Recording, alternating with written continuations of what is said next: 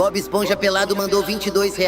Salve, tiozão. Só pra dizer que se você fosse uma fogueira eu nunca apagaria. Ia tacar pau toda hora.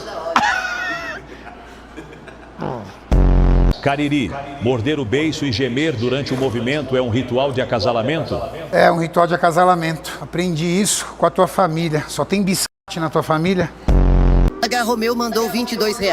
Tiozão, você que tem mais experiência, dá uma dica pra lubrificar melhor na rosca Scott.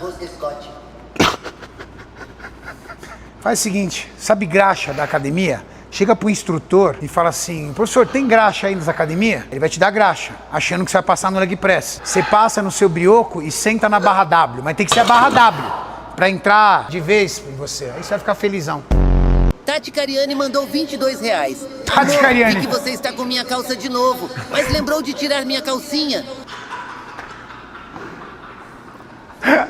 Ave Maria, velho.